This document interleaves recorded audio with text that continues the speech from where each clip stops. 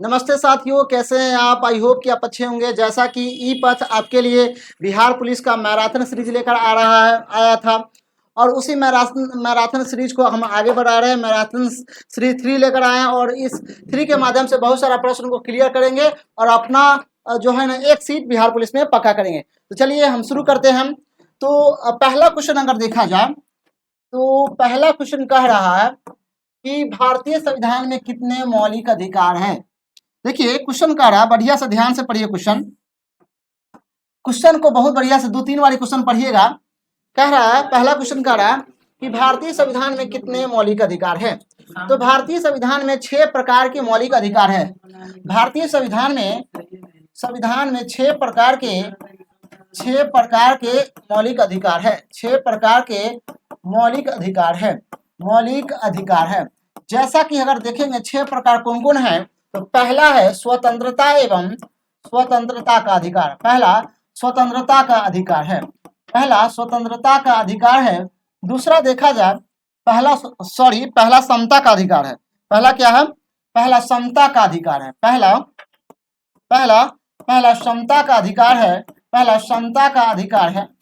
समता का अधिकार। दूसरा स्वतंत्रता का अधिकार है। तीसरा अगर देखा जाए, तीसरा है शोषण के विरुद्ध अधिकार। शोषण के विरुद्ध अधिकार है। इसके बाद चौथा अगर देखा जाए धार्मिक स्वतंत्रता का अधिकार। धार्मिक स्वतंत्रता का क्या है? अधिकार है। इसके बाद अगर देखा जाए पचमा देखा जाए शैक्षणिक का अधिकार है। इसके बाद अगर देखा जाए शैक्षणिक और सांस्कृतिक का अधिकार है। छठा अगर देखा जाए तो छठा है संवैधानिक उपचार का अधिकार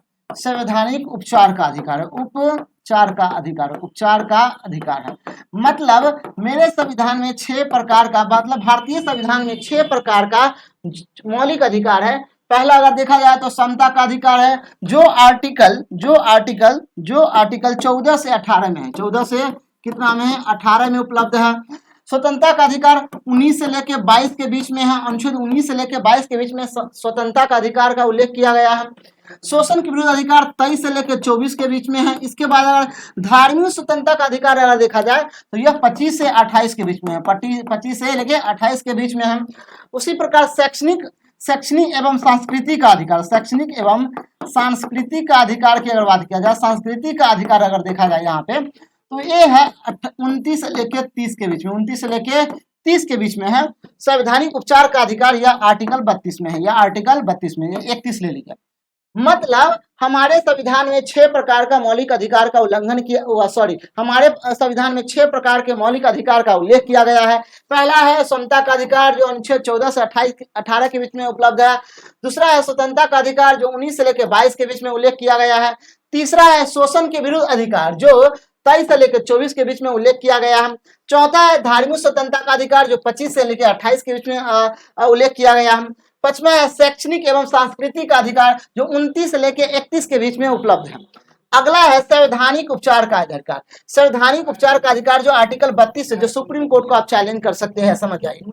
तो भारतीय संविधान में कितने प्रकार के मौलिक अधिकार है? तो ऑप्शन B4 बॉल आंसर हो जाएगा। मतलब 6 प्रकार के मौलिक अधिकार है। 7 प्रकार के अधिकार था। एक था अधिकार संपत्ति का भी अधिकार था। लेकिन इसे सरकार क्या करता है, जब रेल को विकास करना था तो रेल को विकास करने के लिए जमीन की जरूरत पड़ती थी, तो जमीन मौलिक अधिकार था, लोग देता नहीं था, तो इसीलिए संपत्ति के अधिकार को हटाकर इसे कानून का अधिकार बना दिया। इसे कानून का अधिकार बना दिया है। कानून का क्या बना दिया है? अधिकार बना दिया है। कानून का अधिकार बना दिया है। और यह अभी जो है उपलब्ध, यह आर्टिकल 300 के ए में है। 300 के क के बीच में उपलब्ध कर दिया गया है, मतलब डाल दिया गया। तो भारतीय संविधान में 6 प्रकार के मौलिक अधिकार है। पहला समता का अधिकार, दूसरा स्वतंत्रता का अधिकार, तीसरा शोषण के विरुद्ध अधिकार, चौथा धार्मिक स्वतंत्रता अधिकार, पांचवा शैक्षणिक एवं सांस्कृतिक अधिकार और छठा है कौन है, एक है संवैधानिक उपचार का अधिकार। एक और अधिकार था संपत्ति का अधिकार, लेकिन मौलिक अधिकार से हटाकर उसे कानून का अधिकार का बना दिया गया है, जो अभी आर्टिकल 300 के ए में उपलब्ध है। चलिए अगला क्वेश्चन कह रहा है भारत के राष्ट्रपति का कार्यकाल कितने वर्ष का होता है। तो मेरे प्यारे साथियों इसको आप स्क्रीनशॉट भी ले सकते हैं। तो कह रहा है भारत के राष्ट्रपति का कार्यकाल, अब जितना कार्यकाल होता है सबका कार्यकाल देख लेंगे, अभी रुकिए 2 मिनट में। कार्यकाल की अगर बात किया जाए, कार्यकाल की अगर बात किया जाए तो कार्यकाल की अगर तो पहला कार्यकाल पूछेगा लोकसभा का कार्यकाल। लोकसभा का कार्यकाल अगर देखा जाए तो यह होता है 5 साल का। कितना साल का होता है? 5 साल का। उसी प्रकार राज्यसभा की अगर देखा जाए तो राज्यसभा की अगर कार्यकाल होता है 6 साल का। कैसे साल का होता है? 6 साल का होता है। उसी प्रकार अगर देखा जाए विधानसभा का अगर देखा जाए तो विधानसभा का कार्यकाल होता है 5 साल का। कितना साल का होता है? 5 साल का होता है। उसी पर विधान परिषद की अगर देखा जाए तो विधान परिषद का शासनकाल होता है 9 साल का। कैसे साल का होता है? 9 साल का। उसी प्रकार अगर देखा जाए राज्यसभा का कार्यकाल होता है 2 साल का। कितने साल का? 2 साल पे ये बदलता रहता है, समझ जाइए। आगे अगर देखा जाए, यार गलती 2 हो गया, ये 3 हो जाएगा भैया, ये 4 हो जाएगा, ये 5 हो जाएगा, ये 6 हो जाएगा। उसी प्रकार अगर देखा जाए राष्ट्रपति का कार्यकाल 5 साल का होता है भैया, 5 साल का होता है। प्रधानमंत्री का देखा जाए, प्रधानमंत्री का कार्यकाल देखा जाए तो 1 साल का होता है भैया, समझ जाइए, 1 साल का होता है। राष्ट्रपति का भी 5 साल होता है। प्रधानमंत्री का, चुनाव आयोग का भी 5 साल होता है। चुनाव आयोग का भी कैसे साल का होता है? 5 साल का होता है, समझ आइए। बहुत सारा ऐसे है जो सबका 5 साल का होता है, समझ जाइए। तो क्वेश्चन पूछेगा लोकसभा का कार्यकाल कितना साल का? 5 साल का। राज्यसभा के 6 साल का, विधानसभा के 5 साल का, विधान परिषद के 9 साल का, राज्यसभा के 2 साल का होता है, समझ जाइए। 2 साल पे जो है ना अलग अलग प्रतिनिधि बदलता रहता है। इसके बाद राष्ट्रपति का क्या साल का होता है? 5 साल का होता है। प्रधानमंत्री के भी 5 साल का होता है। चुनाव आयोग के भी कितना साल का होता है? 5 साल का होता है मेरे प्यारे साथियों। मुख्यमंत्री की अगर बात किया जाए, मुख्यमंत्री की अगर बात किया तो 5 साल का होता है, 5 साल का होता है। राज्यपाल की बात किया जाए तो राज्यपाल का भी शासन 5 साल का होता है, लेकिन राष्ट्रपति के अनुमोदन के अनुसार इसका समय काल बढ़ता रहता है और घटता भी रहता है। इसके बाद अगर देखा जाए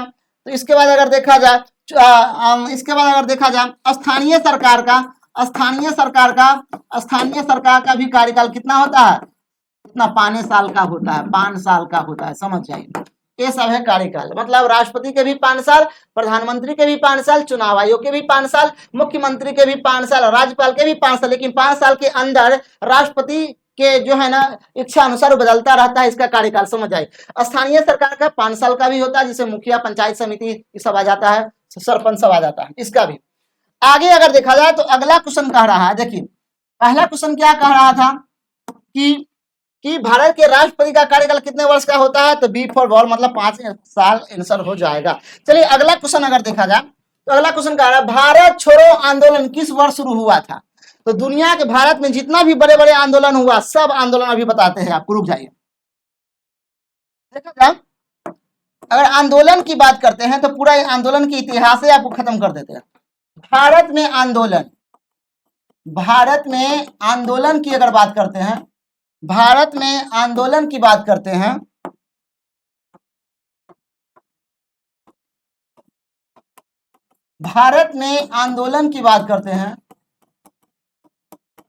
आंदोलन।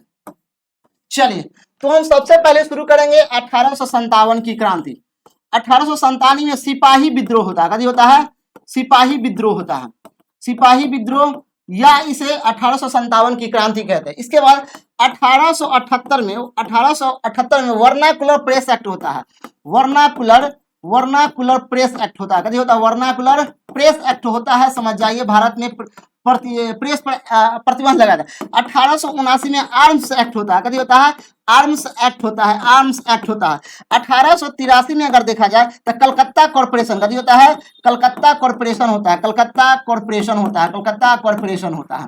इसके बाद 1800 अगर देखा जाए 1885 में भारतीय राष्ट्रीय कांग्रेस का, इंडियन नेशनल कांग्रेस का गठन होता है।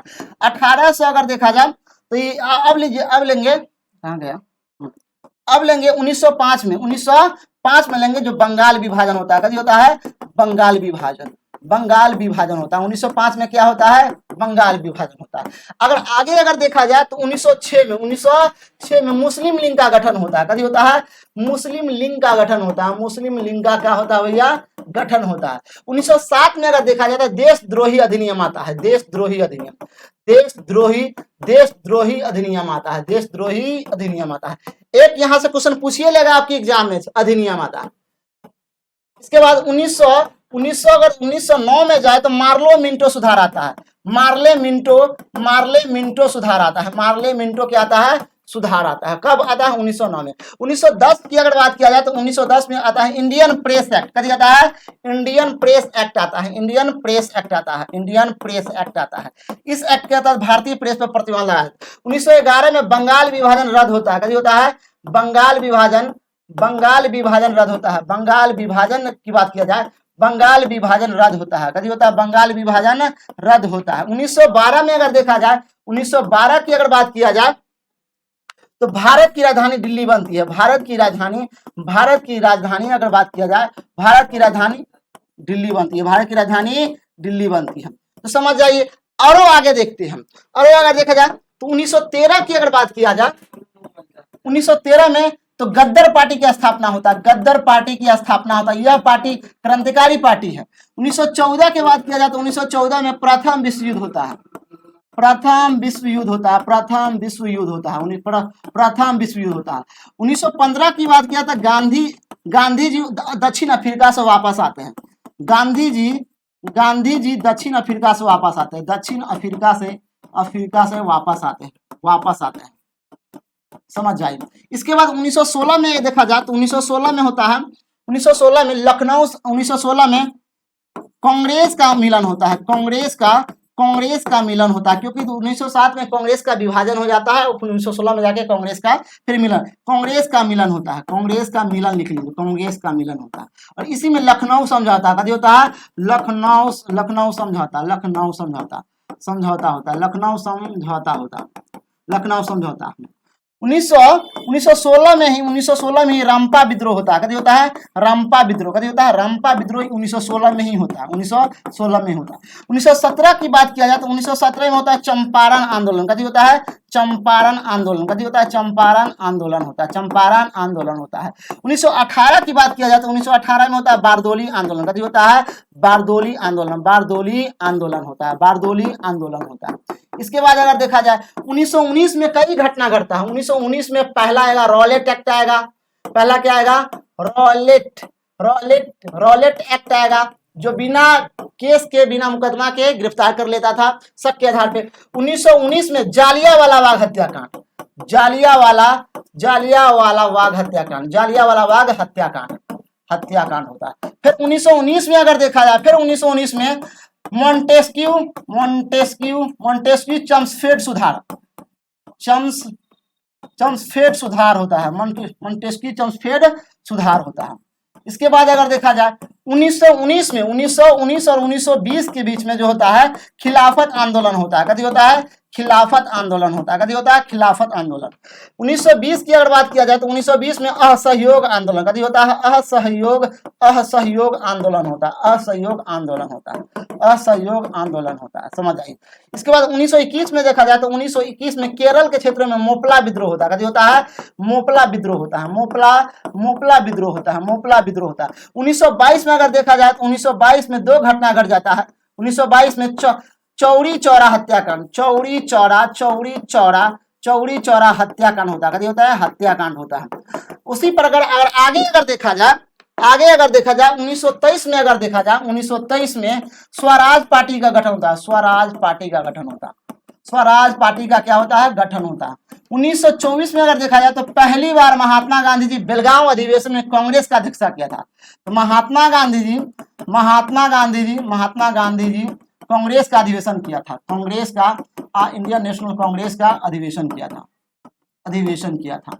इसके बाद कौन, बेलगांव अधिवेशन। 1925 में अगर देखा जाए तो कानपुर षड्यंत्र हुआ था, कानपुर षड्यंत्र हुआ था, कानपुर षड्यंत्र हुआ था, 1926 में देखा जाए, 1926 बाद में ले लेंगे। 1927 के अगर देखा, 1927 में साइमन कमीशन वापस जाओ, साइमन कमीशन भारत आता है, साइमन कमीशन भारत आता है। इसके बाद 1928 में देखा जाए साइमन कमीशन वापस जाओ, साइमन कमीशन वापस जाओ, साइमन कमीशन वापस जाओ, साइमन कमीशन वापस जाओ। 1929 में अगर देखा जाए, तो यह लाहौर अधिवेशन होता है, लाहौर अधिवेशन होता है। यह बहुत ही वीवीआई है लाहौर अधिवेशन, क्योंकि इसी अधिवेशन में जो है ना पहली बार जनगण मनगण गाया गया था, समझ आइए। 1929 में, 1930 की अगर बात किया जाए तो 1930 में सविनय अवज्ञा आंदोलन शुरू हुआ था, सविनय अवज्ञा आंदोलन। 1931 में अगर देखा जाए गांधी इरविन पैक्ट हुआ था, गांधी इरविन पैक्ट हुआ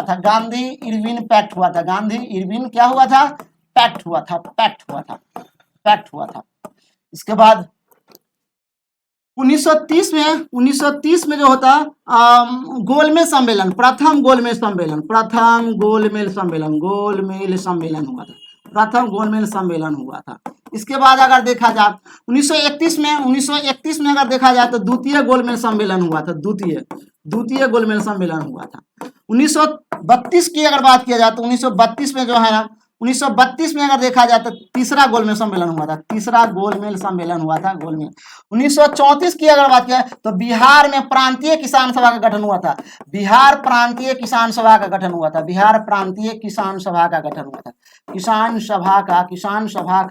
हुआ था, समझ जाइए। आगे अगर देखा जाए 1935 की बात किया जाए तो 1935 में भारत शासन अधिनियम आया था, भारत शासन अधिनियम 1935 आया था, भारत शासन अधिनियम 1935 आया था, समझ जाइए। 1936 में अगर देखा जाए तो अखिल भारतीय किसान सभा का गठन हुआ था, अखिल भारतीय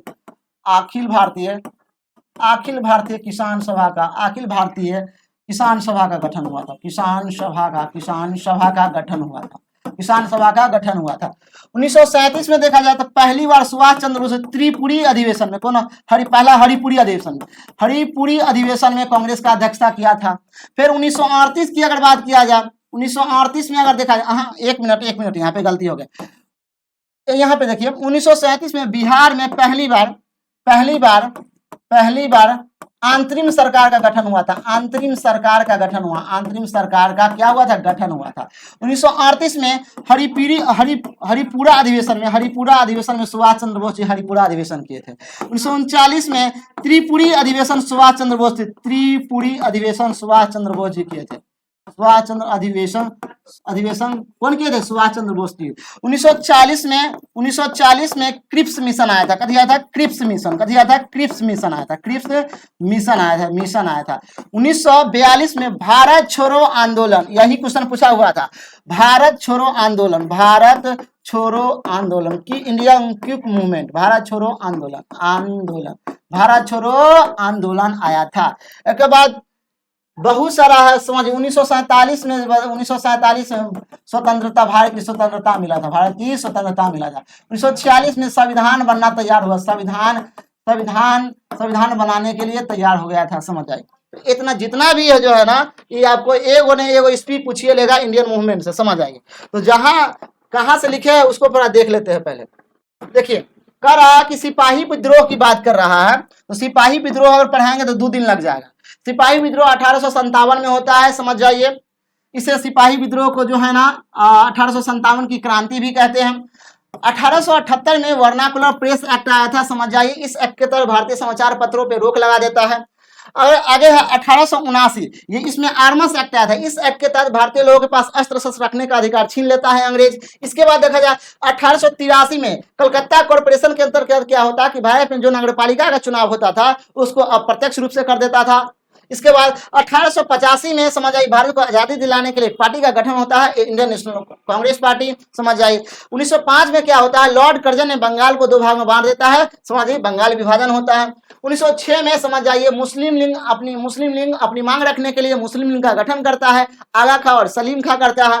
1907 में क्या होता है, देशद्रोही अधिनियम होता है। 1907 में क्या होता है, देशद्रोही अधिनियम, मतलब अपने देश में जो है ना आंदोलन आप नहीं कर सकते। 1907 में कांग्रेस का क्या हुआ था, कांग्रेस का विभाजन, कांग्रेस का क्या हो गया था भैया, विभाजन हो गया था, कांग्रेस का क्या हो गया था, विभाजन हो गया था। 1909 में मार्लो मिंटो सुधार, 1909 में क्या होता है, मार्लो मिंटो सुधार, मतलब सांप्रदायिकता के आधार पर चुनाव की प्रक्रिया आया था 1909 में। 1910 में इंडियन प्रेस एक्ट आया था। इस एक्ट के तहत क्या करता है, भारतीय समाचार पत्रों पे, भारतीय हिंदी और इंग्लिश समाचार पत्रों पे और मराठी समाचार पत्रों पे तत्काल प्रभाव से रोक लगा देता है इंडियन प्रेस एक्ट के तहत। 1911 में जो बंगाल विभाजन हुआ था ना, तो उसी को रद्द कर दिया गया और बंगाल को पुनः एक साथ संयुक्त कर दिया गया बंगाल को। 1912 में भारत की राजधानी दिल्ली बनाई गई। 1912 से पहले भारत की राजधानी कलकत्ता हुआ करता था, समझ जाइए। और एक दिन की राजधानी कौन बना है, आप कमेंट करके बताइएगा जरूर। अगर देखा जाए 1913 में, अगर देखा जाए 1913 में देखा जाए तो गद्दार पार्टी की स्थापना कथी हुआ था, गद्दार पार्टी की स्थापना किया था लाला लाजपत राय। कौन किया था, लाला लाजपत राय, लाला लाजपत राय, लाला लाजपत राय गद्दार पार्टी की स्थापना किया था, समझ। सैन फ्रांसिस्को में यह पार्टी का गठन किया था। ये लाला लाजपत राय एक क्रांतिकारी राष्ट्रवादी नेता था। 1914 में प्रथम वर्ल्ड वार होता है, समझ जाइए, किसके बीच में, सर्बिया और किसके बीच में होता है, सर्बिया और एक और देश रहे, समझ जाइए, उसके बीच में होता है। 1915 में गांधी जी दक्षिण अफ्रीका से वापस आते हैं। गांधी जी दक्षिण अफ्रीका से 3 बार वापस आते हैं, समझ जाइए। पहला 1893 में आते हैं, दूसरा 1896 में आते हैं और तीसरा 1915 में आते हैं। मतलब 3 बार गांधी जी भारत आते हैं वापस। 1916 में कांग्रेस का मिलन हो जाता है, मतलब जो कांग्रेस का विभाजन होता है नरम दल और गरम दल 1907 में सूरत अधिवेशन में, उसी प्रकार 1916 में लखनऊ अधिवेशन में कांग्रेस का मिलन हो जाता है, समझ जाए। 1916 की अगर देखा जाए तो रंपा विद्रोह होता है। कभी होता है रंपा विद्रोह, एक किसान विद्रोह। क्या विद्रोह है, एक किसान विद्रोह है। क्या विद्रोह है, किसान विद्रोह है। 1917 की बात किया जाए तो 1917 में गांधी जी का पहला सफल आंदोलन चंपारण आंदोलन, नील की खेती के विरुद्ध किए थे, समझ जाइए। चंपारण आंदोलन 1917 में ही शुरू किए थे गांधी जी। 1918 की बात किया जाए तो गांधी जी और सरदार वल्लभ भाई पटेल दोनों मिलकर गुजरात के अहमदाबाद क्षेत्रों में किसान के खिलाफ जो है ना 12 दलीय आंदोलन शुरू किए थे, समझ जाइए। 1919 में रॉलेट एक्ट आया था। इस एक्ट के तहत बिना दलील बिना वकील के जो है ना गिरफ्तार कर लेता था पुलिस और जेल में डाल लेता था शक के आधार पे। 1919 में ही जालियांवाला बाग हत्याकांड होता है। तो जालियांवाला बाग हत्याकांड में गोली चलाने का आदेश कौन देता है, माइकल कौन देता है, माइकल ओ डायर देता है। और किसको देता है, माइकल आर डायर को गोली चलाने का आदेश देता है। और जालियांवाला बाग हत्याकांड में बदला कौन लेता है, 1940 में बदला लेता है, जिसका नाम है उधम सिंह। कौन लेता है, लंदन में जाके गोली मार देता है माइकल ओ डायर को। 1919 में मॉन्टेस्क्यू सुधार आंदोलन आता है। 1919 और 1920 में तुर्की में मुसलमान जो है ना अंग्रेजों के खिलाफ बहुत बड़ा आंदोलन करता है और वही आंदोलन भारत में ही फैलता है। और उस भारत में जो फैलता है उस आंदोलन को खिलाफत आंदोलन कहते हैं, मेरे प्यारे साथियों। 1920 में असहयोग आंदोलन, मतलब विदेशी वस्तुओं को क्या करना है, बहिष्कार करना है। सरकारी दफ्तरों के आगे क्या करना है, आंदोलन करना है, प्रोटेस्ट करना है। यह महात्मा गांधी जी शुरू किए थे असहयोग आंदोलन, जो भारत में सबसे बड़ी आंदोलन में से एक आंदोलन है असहयोग आंदोलन। तीसरा आगे है 1921 में मोपला विद्रोह। मोपला विद्रोह एक जनजातीय विद्रोह है जो केरल के कोरोमंडल तट और मालाबार तट क्षेत्रों पे जो है ना किसान और जनजातीय लोग ने किया था अंग्रेजों के खिलाफ। आगे है चौरा 1922 में चौरा चौरी हत्याकांड। चौरा चौरी हत्याकांड बहुत ही फेमस है। इसके बाद उत्तर प्रदेश के एक जगह का नाम है चौरा चौरी हत्याकांड।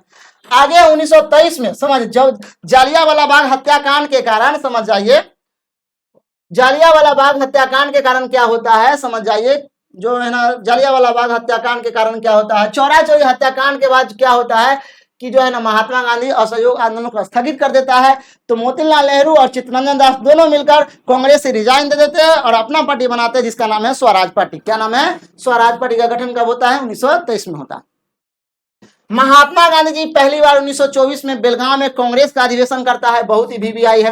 1925 में कानपुर षड्यंत्र, क्या होता है, कानपुर में एक बहुत बड़ा हमला होता है, उसे कानपुर षड्यंत्र कहते हैं। 1926 छोड़ दीजिए। 1927 में भारत में 7 सदस्यीय कमीशन आता है, जिसे साइमन कमीशन कहा जाता है। इसमें क्या होता है, सभी सदस्य अंग्रेज थे, इसीलिए इसका विरोध होता है और इसी विद्रोह में लाला लाजपत राय मारा जाता है लाठी चार्ज के कारण। 1928 की अगर बात किया जाए तो 1928 में साइमन कमीशन वापस जाओ का नारा देता है और साइमन कमीशन वापस चला भी जाता है। और इसका पहला साइमन कमीशन का पहला विद्रोह कहां से शुरू होता है, मुंबई से होता है। मुंबई होता है, इसके बाद लाहौर जाता है, लाहौर से कलकत्ता आता है, कलकत्ता से दिल्ली आता है, जब दिल्ली आता है तो समझ आइए दिल्ली से उसको बजाना पड़ता है वापस। 1929 में लाहौर अधिवेशन होता है। पंडित जवाहरलाल, कौन, पंडित जवाहरलाल नेहरू ने लाहौर अधिवेशन करवाया था और इसी अधिवेशन में पहली बार जनगण मन मतलब राष्ट्रीय गान गाया गया था। 1930 की बात किया जाता है, सविनय अवज्ञा आंदोलन। 1930 में दांडी यात्रा की शुरुआत हुआ था। दांडी यात्रा की जो है ना शुरुआत 1930 में ही हुआ था। नमक कर तोड़ो आंदोलन भी की शुरुआत 1930 में ही हुआ था। 1931 में देखा जाए तो गांधी और इरविन के बीच में पैक्ट हुआ था। गांधी और इरविन के बीच में 11 सूत्री का मांग हुआ था और गांधी जी इंग्लैंड जाते हैं और इंग्लैंड से वापस नाराज होकर चले आते हैं। 1930 में अगर देखा जाए तो प्रथम गोलमेज सम्मेलन होता है, समझ जाइए, प्रथम गोलमेज सम्मेलन होता है। इस गोलमेज सम्मेलन में अंबेडकर जी भाग लेते हैं। 1931 में द्वितीय गोलमेज सम्मेलन होता है, इसमें अंबेडकर जी और गांधी जी दोनों भाग लेते हैं। तृतीय गोलमेज सम्मेलन में इसमें गांधी जी भाग नहीं लेते, सिर्फ अंबेडकर जी भाग लेते हैं। गोलमेज सम्मेलन कहाँ होता है, इंग्लैंड में होता है। उस समय वहां के प्रधानमंत्री कौन था, मैकडोनाल्ड था। 1934 में देखा जाए तो बिहार में प्रांतीय किसान सभा का गठन हुआ था 1934 में। आगे अगर देखा जाए 1935 का रहा कि भारत शासन अधिनियम आया था। इस शासन अधिनियम के तहत भारत में बहुत सारा कानून लागू कर दिया गया था, समझ जाइए। 1936 में अखिल भारतीय किसान सभा का गठन, एक्यूट का गठन हुआ था, समझ जाइए। किसान का एक संगठन का गठन हुआ था, कब, 1936 में ही हुआ था। 1937 की अगर बात किया जाए तो पहली अंतरिम सरकार का गठन हुआ था 1937 में ही, समझ जाइए। 1938 में अगर देखा जाए तो हरिपुरा अधिवेशन में सुभाष चंद्र बोस, कौन है भैया, सुभाष चंद्र बोस, है ना, सुभाष चंद्र बोस कांग्रेस का अध्यक्षता किए थे। 1939 में समझ आइए त्रिपुरी अधिवेशन में सुभाष चंद्र बोस ही किए थे, लेकिन इसके विपक्ष में कौन था, पटाभी सितार मैया, कौन थे, पटाभी सितार मैया, कौन थे, सितार मैया थे, समझे, जो गांधी जी का कैंडिडेट थे। लेकिन गांधी जी के कैंडिडेट हार जाता है, जिसके कारण समझ जाइए सुभाष चंद्र बोस नाराज हो जाते हैं और रिजाइन दे देते हैं, समझ जाइए। आगे है 1940 में क्रिप्स मिशन आया था। भारत को आजादी दिलाने के लिए एक मिशन लाया गया था, जिसका नाम क्या था, क्रिप्स मिशन लाया गया था। 1942 में भारत छोड़ो आंदोलन, लेकिन अब भारत छोड़ो आंदोलन अब अंग्रेज को भारत छोड़ना पड़ेगा, कब, 1942 में। और इसी भारत छोड़ो आंदोलन में एक नारा आता है, करो या मरो, करो या मरो, महात्मा गांधी जी देते हैं यह नारा। आगे 1946 में संविधान बनना तैयार हुआ। संविधान की पहली बैठक 1946 में ही होती है। 1947 में भारत स्वतंत्र हो जाता है और 1950 में भारत में क्या होता है, भारत में संविधान लागू हो जाता है, संविधान लागू हो जाता है मेरे प्यारे साथियों। तो इतना चीज बताया है, इतना चीज आपको कोई नहीं बताएगा पूरा यूट्यूब के इतिहास में मेरे प्यारे साथियों। इसको नोट करके रखना है, यहाँ से लगभग 4 से 5 नंबर आपको यहाँ से पूछ ही लेगा प्रश्न। चलिए अगला क्वेश्चन अगर देखा जाए, अगला क्वेश्चन कह रहा है तो आपका आंसर क्या होगा, भारत छोड़ो आंदोलन किस वर्ष शुरू हुआ था, तो ऑप्शन बी 4 42 मतलब 1942 में आंसर हो जाएगा, तो ऑप्शन बी 4 बॉल आंसर हो जाएगा। अगला कह रहा पलासी युद्ध किस वर्ष हुआ था, तो भारत में जितना बड़ा बड़ा युद्ध हुआ उसको भी देखिए लेते। चलिए पलासी युद्ध की अगर बात किया जाए, पलासी युद्ध की अगर बात किया जाए तो पलासी युद्ध 1757 में हुआ था, समझ आइए। उसके बाद पलासी हल्दी घाटी युद्ध की अगर किया जाए, हल्दी घाटी युद्ध जो 1576 में हुआ था। इसके बाद पलासी युद्ध के बाद हुआ था बक्सर युद्ध, कभी हुआ था, बक्सर का युद्ध हुआ था। बक्सर का युद्ध 1776 ईस्वी में हुआ था, समझ जाइए, 1776 ईस्वी में हुआ था। इसके बाद सिपाही विद्रोह अगर देखा जाए, सिपाही विद्रोह अगर देखा जाए तो 1857 में हुआ था, समझ जाइए। इसके अगर पीछे अगर जाए तो पानीपत का प्रथम युद्ध, पानीपत का प्रथम युद्ध 1526 में हुआ था। पानीपत का द्वितीय युद्ध अगर देखा जाए, पानीपत का द्वितीय युद्ध के 1556 में हुआ था। पानीपत का तृतीय युद्ध अगर देखा जाए, पानीपत का तीसरा अगर युद्ध देखा जाए, तीसरा युद्ध 1761 ईस्वी में हुआ था, समझ आइए। ये युद्ध सब फेमस युद्ध सब है। चौसा का युद्ध अगर देखा जाए तो चौसा का युद्ध 1539 में हुआ था, कब हुआ था, 39 में। कनौज का युद्ध अगर देखा जाए, कनौज का युद्ध अगर देखा जाए तो 1540 में हुआ था, 1540 में हुआ था, समझ आइए। बहुत सारा युद्ध है जो आपको एग्जाम में यहाँ से प्रश्न पूछ सकता है। तो प्लासी का युद्ध 1757, हल्दीघाटी युद्ध 1576, बक्सर का युद्ध 1776, सिपाही विद्रोह 1857, पानीपत का युद्ध 1526 में, समझ जाइए। पानीपत का दूसरा युद्ध अगर देखा जाए तो समझ जाइए 1556 में। पानीपत का तीसरा युद्ध 1761 में हुआ था मेरे प्यारे साथियों। तो ये सब युद्ध सब है, देख लीजिए। तो अब प्लासी युद्ध कब हुआ था? 1757 में। 1764 में बक्सर युद्ध, 1857 में सिपाही विद्रोह, 1919 में रॉलेट एक्ट, जालियांवाला बाग हत्याकांड। आगे अगर देखा जाए, अगर दिल्ली संतुलन की स्थापना किस वर्ष हुआ था? तो दिल्ली संतुलन की अगर बात किया जाए तो थोड़ा देखिए लेते हैं। दिल्ली संतुलन की अगर बात किया जाए, दिल्ली सल्तनत की अगर बात किया जाए, समझ जाइए, तो दिल्ली सल्तनत में 5 गो वंश आता है। कितने वंश आता है? 5 वंश। पहला गुलाम वंश, क्या आएगा? गुलाम वंश आएगा, समझ जाइए, गुलाम वंश आएगा। दूसरा, गुलाम वंश को ही दास वंश कहते हैं। क्या कहते हैं? दास वंश कहते हैं। दूसरा का देखा जाए तो खिलजी वंश, कभी आएगा? खिलजी वंश आएगा, कभी आएगा? खिलजी वंश आएगा, खिलजी वंश आएगा, क्या आ जाएगा? खिलजी वंश आएगा। तीसरा देखा जाए तो तीसरा सैयद वंश आएगा, कभी आएगा? सैयद वंश आएगा, सैयद वंश आएगा, कभी आएगा? सैयद वंश आएगा। चौथा अगर देखा जाए तो लोधी वंश आएगा, कभी आएगा? लोधी वंश आएगा, कभी आएगा? लोधी वंश आएगा। अब 5वां कौन आएगा भैया? मुगल वंश आएगा, कभी आएगा? मुगल वंश आएगा। तो ये 5 गो वंश जो दिल्ली संतुलन में आता है, किस संतुलन में? जो दिल्ली पर राज करता है, समझ जाइए, ये 5 गो है। पहला गुलाम वंश है, दूसरा खिलजी वंश है, तीसरा सैयद वंश है, चौथा लोधी वंश है, 5वां गुलाम वंश है। लेकिन यहाँ से प्रश्न आपका एग्जाम में नहीं पूछेगा क्योंकि सिलेबस हटा दिया है भारत सरकार। आगे और कह रहा क्वेश्चन कह रहा है कि निम्नलिखित में से कौन दिल्ली सल्तनत का पहला सुल्तान था? तो पहला सुल्तान गुलाम वंश था। तो गुलाम वंश का संस्थापन कौन था? गुलाम वंश का संस्थापक? कुतुबुद्दीन ऐबक। कौन था? Qutubuddin Aibak. A for A answer हो जाएगा। और दिल्ली सल्तनत की स्थापना 1206 में, बी फॉर बी आंसर हो जाएगा। अगर आगे अगर देखा जाए 1857 की क्रांति कहां से शुरुआत हुआ था? 1857 की क्रांति मेरठ से शुरुआत हुआ था। चलिए 1857 की क्रांति की अगर बात करते हैं तो 1857 की क्रांति के समय वहां के राजा कौन था? भारत के गवर्नर लॉर्ड कैनिंग था। कौन था? Lord Canning. लॉर्ड कैनिंग था, समझ आए। 1857 के समय, समझ आए, 1857 के समय, समझ आइए, सबसे पहले कहां से शुरू होता है? थोड़ा हम भारत के मैप लेते हैं। तो सबसे पहले बंगाल के, समझ जाइए, बंगाल से शुरू होता है। बंगाल से सीधे जाता है कहाँ? बंगाल से शुरू होगा, बंगाल से सीधे मद्रास आता है, मद्रास से सीधे यहाँ जाता है, सीधे उत्तर प्रदेश आता है। उत्तर प्रदेश में क्या होता है? एक बहुत बड़ा आंदोलन शुरू हो जाता है और यहाँ मार काट हो जाता है। और यहीं से 1857 की क्रांति कहलाता है, जो मेरठ में पड़ता है, समझ आइए। दिल्ली से बहादुर शाह जफर, बहादुर शाह जफर द्वितीय नेतृत्व करता है। और इसका सेना कौन आता है? बख्त खां। कौन आता है? बख्त खां के नेतृत्व में, बख्त खां के नेतृत्व में सेना लड़ाई लड़ता है। मेरठ से मंगल पांडे, कौन था? मंगल पांडे मेरठ से नेतृत्व करता है। कानपुर से नाना साहेब, कानपुर से कौन आता है? नाना साहेब। तात्या टोपे, कौन है? तात्या टोपे था। जो तात्या टोपे, नाना साहब दोनों दोस्त ही था। और बाद में तात्या टोपे ग्वालियर चला जाता है और वहां से लड़ता है। लखनऊ से बेगम हजरत महल, बेगम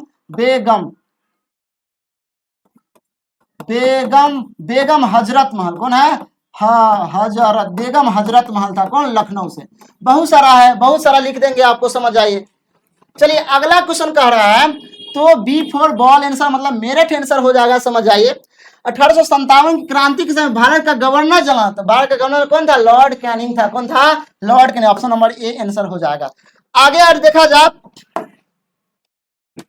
जाए तो विश्व का सबसे ऊंचा पर्वत की बात किया जाए तो चलिए थोड़ा माउंट एवरेस्ट की बात करते हैं।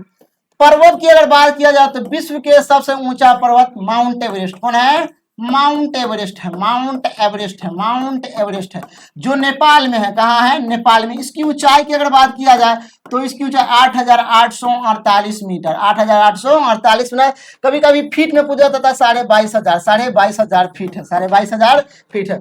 माउंट एवरेस्ट की अगर बात किया जाए, कंचनजंगा भारत क्षेत्र की, क्वेश्चन पूछेगा, भारत क्षेत्र की सबसे बड़ी चोटी कौन है? कंचनजंगा है, समझ आए।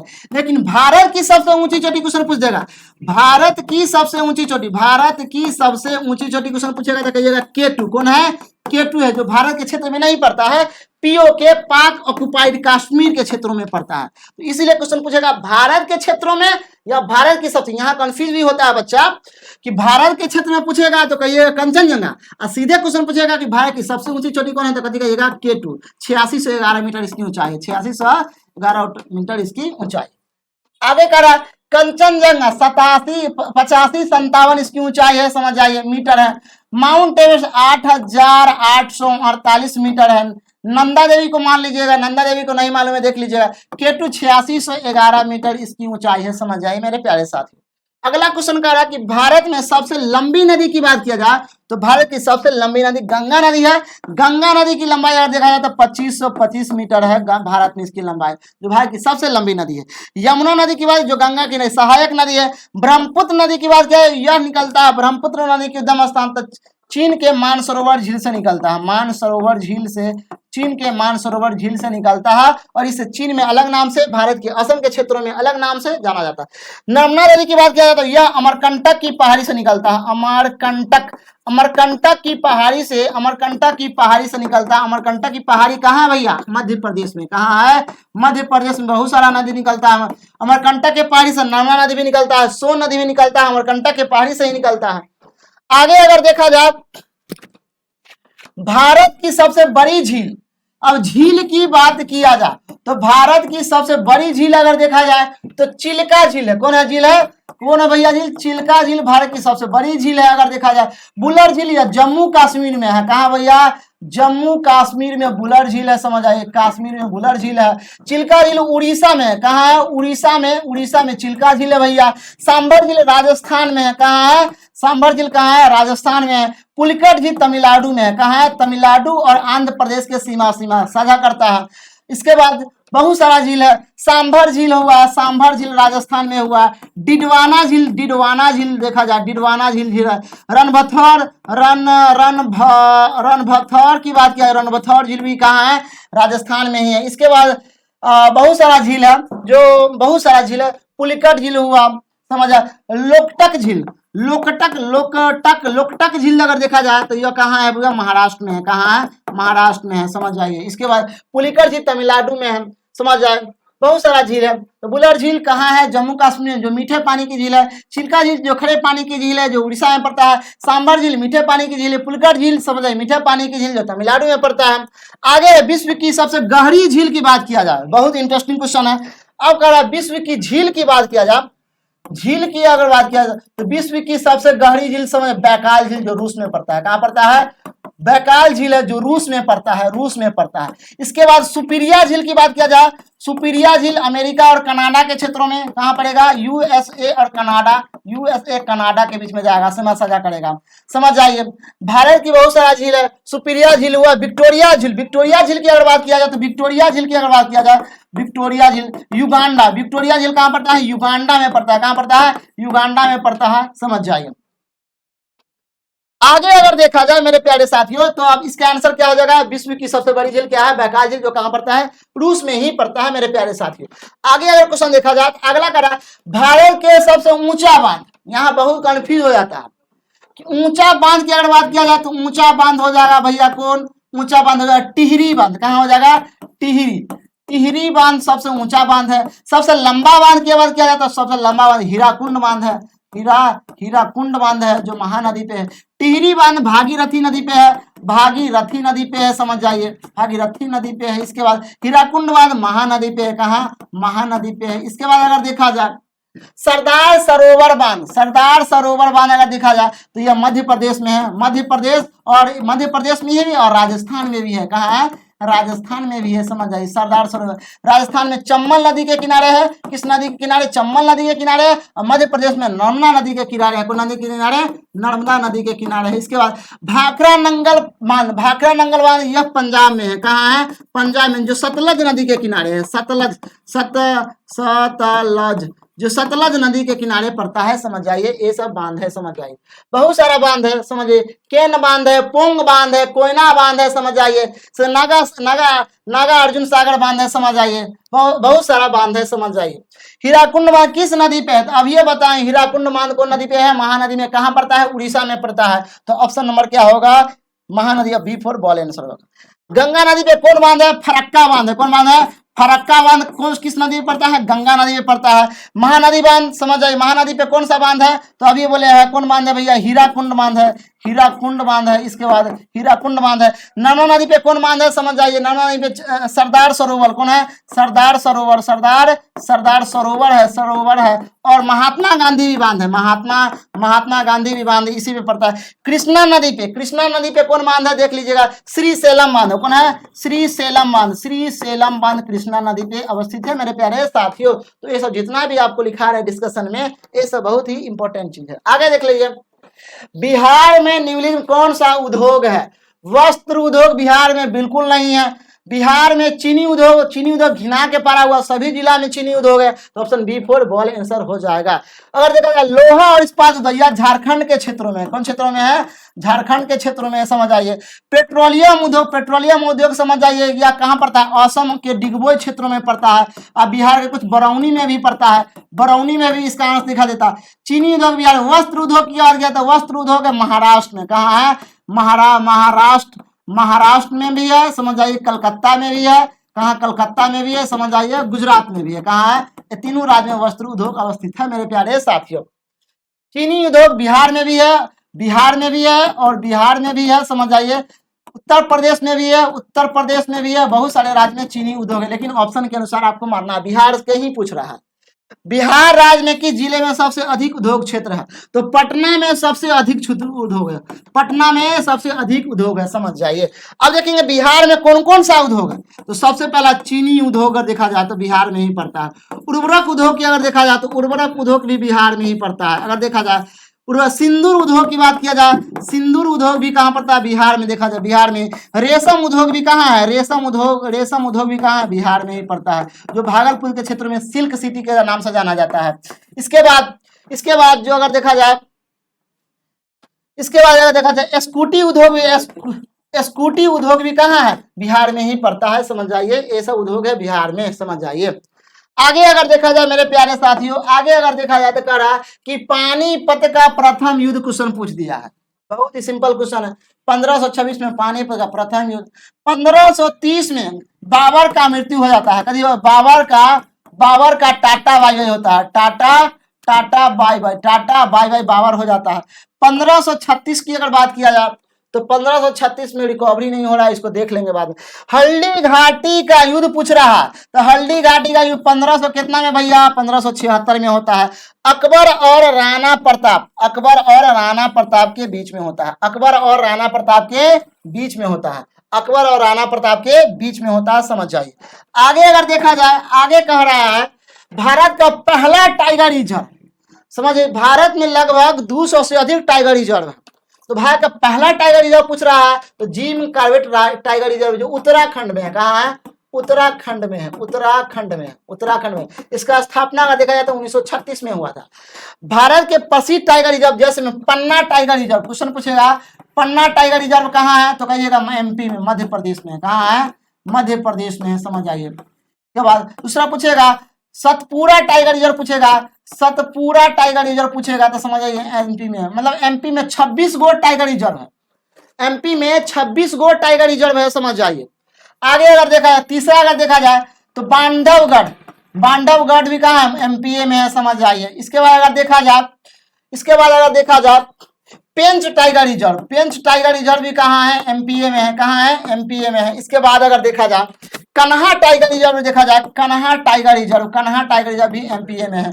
माधव टाइगर रिजर्व अगर देखा जाए, माधव टाइगर रिजर्व भी कहाँ है? एमपीए में है। इसके बाद अगर देखा जाए कन्हा हुआ, माधव हुआ, सतपुरा हुआ, ये टाइगर रिजर्व कहाँ है? समझ जाइए। कहाँ है भैया? एमपी में ही है, समझ जाइए। रणभौतौर टाइगर रिजर्व या राजस्थान में है। कहाँ है? राजस्थान में है। इसके बाद बांडवगढ़ मध्य प्रदेश, कहाँ है? मध्य प्रदेश में है, समझ जाइए। इसके बाद अगर देखा कन्हा या मध्य प्रदेश में है, कहाँ है? मध्य प्रदेश में, एमपी में है, समझ जाइए। ये टाइगर रिजर्व सब है, समझ जाइए। निम्नलिखित में कौन सा टाइगर रिजर्व मध्य प्रदेश में अवस्थित है? देखिए कहा ऑप्शन सुंदरवन टाइगर रिजर्व, यह बंगाल में है, कलकत्ता में है। कहाँ है? कलकत्ता में पड़ता है। पेरियार टाइगर भैया केरल में है, कहाँ पड़ता है भैया, यह केरल में पड़ता है। आगे देखा जाए पन्ना टाइगर यह मध्य प्रदेश में है, कहाँ है, मध्य प्रदेश में है, कहाँ भैया, मध्य प्रदेश में है। आगे देखा जाए सरिस्का, यह बहुत ही फेमस क्वेश्चन है, सरिस्का यह राजस्थान में है, कहाँ है, राजस्थान में है, समझ आई। तो ये क्वेश्चन सब बहुत ही हेवी वाली क्वेश्चन सब है। सुंदरबन टाइगर रिजर्व बंगाल में पड़ता है, पेरियार केरल में पड़ता है, टाइगर मध्य प्रदेश में पड़ता है, वह पन्ना मध्य प्रदेश में पड़ता है, सरिस्का कहाँ पड़ता है, राजस्थान में पड़ता है मेरे प्यारे साथियों। एक क्वेश्चन सब है, पन्ना मध्य प्रदेश में, सतपुड़ा मध्य प्रदेश में, बांदावन मध्य प्रदेश में, पेंच टाइगर मध्य प्रदेश में, कान्हा मध्य प्रदेश में, माधव मध्य प्रदेश में, ये सब मध्य प्रदेश का ही समझ जाइए टाइगर रिजर्व है। इसके बाद आगे अगर देखा जाए आगे अगर देखा जाए तो आज का क्वेश्चन इतना ही तक रहने देते हैं। इसका अगला एपिसोड मैं अगले दिन लेकर आऊंगा। उम्मीद है कि इस क्लास को आपको समझ में आया होगा। जितने भी डिस्कशन बताए हैं उसको आप नोट कीजिएगा, उसको याद कीजिएगा। समझ आइए, कंपटीशन का आता है रटने के लिए, जब तक नहीं रटिएगा आपका रिजल्ट नहीं आएगा। तो आज के लिए इतना ही। थैंक यू, धन्यवाद।